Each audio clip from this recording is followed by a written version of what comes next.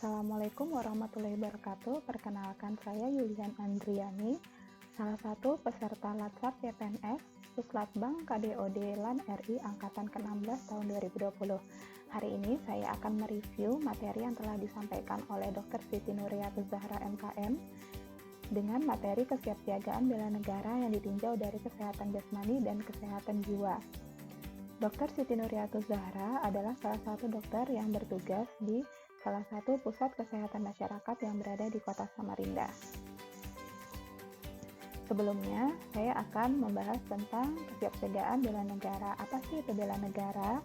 Jadi, bela negara merupakan aktualisasi nilai-nilai bela negara dalam kehidupan bermasyarakat, berbangsa, dan bernegara sesuai peran dan profesi warga negara demi menjaga kedaulatan negara, keutuhan wilayah, dan keselamatan segenap bangsa dari segala bentuk ancaman.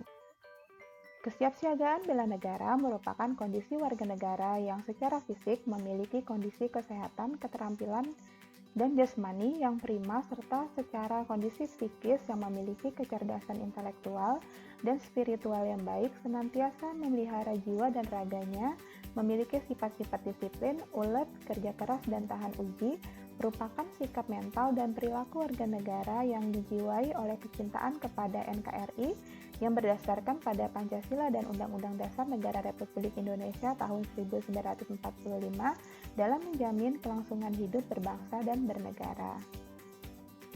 WHO memaknai kesehatan menjadi 3 bagian. Yang pertama adalah sehat secara fisik atau jasmani, yang kedua sehat jiwa, dan ketiga sehat sosial. Namun, makna kesehatan seutuhnya bisa ditinjau dari sehat fisik, sehat jiwa, sehat sosial, dan sehat rohaniah. Saat ini, Kementerian Kesehatan Republik Indonesia sudah menjalankan gerakan yang biasa disingkat GERMAS, yaitu Gerakan Masyarakat Hidup Sehat. Apa itu GERMAS? GERMAS adalah sebuah gerakan yang bertujuan untuk memasyarakatkan budaya hidup sehat serta meninggalkan kebiasaan-kebiasaan dan perilaku masyarakat yang kurang sehat. Dapat berupa tindakan sistematis, terencana yang dilakukan secara bersama-sama oleh seluruh komponen bangsa dengan kesadaran, kemampuan berperilaku sehat untuk meningkatkan kualitas hidup. Kesehatan secara fisik bisa dimulai dengan pola perilaku hidup sehat yang berupa 1. Melakukan aktivitas fisik setiap hari, 2. Mengkonsumsi buah dan sayur, 3. Menghindari rokok, yang keempat tidak mengkonsumsi alkohol, yang kelima memeriksakan kesehatan secara rutin, yang keenam menjaga kebersihan lingkungan, dan yang ketujuh adalah menggunakan jamban atau menggunakan toilet dan kamar mandi pribadi. Dari pola perilaku hidup sehat, maka kita akan mencapai satu tujuan, yaitu di mana kesehatan kita menjadi lebih terjaga, kita menjadi lebih produktif, lingkungan menjadi bersih, dan biaya berobat berkurang.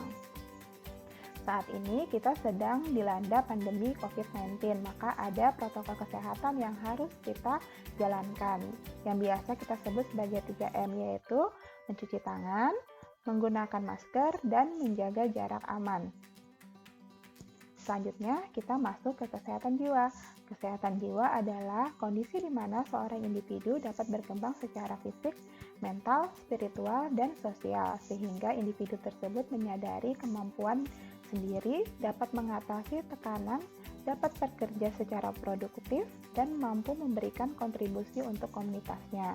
Kesehatan jiwa juga diatur di Undang-Undang Republik Indonesia Nomor 18 Tahun 2014 tentang Kesehatan Jiwa pada pasal 1. Di sana disebutkan bahwa ada 2 golongan orang yang mempunyai masalah kejiwaan. Yang pertama disebut sebagai ODMK atau orang dengan masalah kejiwaan, dan yang kedua bisa disebut ODGJ, orang dengan gangguan jiwa.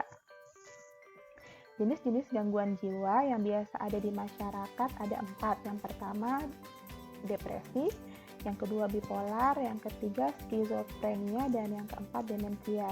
Keempat gangguan jiwa ini biasanya disebabkan oleh faktor biologis yang biasanya merupakan keturunan, dan bisa juga disebabkan dari ketidakseimbangan zat yang berada di otak yang biasanya diakibatkan dari penggunaan narkotika. Kemudian penyebabnya bisa secara psikologis, yaitu Orang yang mengalami gangguan jiwa tidak dapat menyesuaikan diri dengan perubahan yang terjadi di lingkungan. Yang ketiga, penyebabnya bisa secara sosial, yaitu adanya masalah sosial dan kurangnya support dari lingkungan sekitar. Tips menjaga kesehatan jiwa yang pertama adalah menjalani kegiatan yang sesuai dengan minat dan kemampuan. Yang kedua, berpikiran positif. Yang ketiga, kembangkan pikiran dan kembangkan hobi. Yang keempat, bicarakan keluhan yang dirasakan dengan keluarga, teman dekat atau psikiater. Yang kelima adalah mendekatkan diri kepada Tuhan Yang Maha Esa dan tingkatkan ibadah. Kemudian, internalisasi dan refleksi dari materi yang telah saya dapatkan adalah yang pertama, menyadari bahwa kesehatan fisik dan jiwa penting dalam menunjang kesiapsiagaan untuk membela negara. Yang kedua, menyadari bahwa kita perlu menjaga kesehatan secara keseluruhan guna memenuhi fungsi sebagai aparatur sipil negara. Kemudian rencana aksi yang akan saya lakukan, yang pertama adalah mengaplikasikan dan turut mensosialisasikan program Germas dimulai dari diri sendiri, keluarga, lingkungan sekitar, dan tidak terkecuali kepada mahasiswa yang saya ajarkan di kelas. Yang kedua, menghimbau masyarakat untuk selalu menaati protokol kesehatan yang sudah ditetapkan pemerintah. Yang ketiga, memberikan pemahaman bahwa kesehatan jiwa sangat penting karena tidak ada kesehatan tanpa kesehatan jiwa. Yang keempat, memberikan kesempatan kepada mahasiswa untuk berbagi cerita apabila sedang mengalami permasalahan di dalam hidupnya. Terima kasih. Itu adalah rangkuman atau review yang sudah saya rangkum atau saya review. Sampai jumpa di video-video selanjutnya. Wassalamualaikum warahmatullahi wabarakatuh.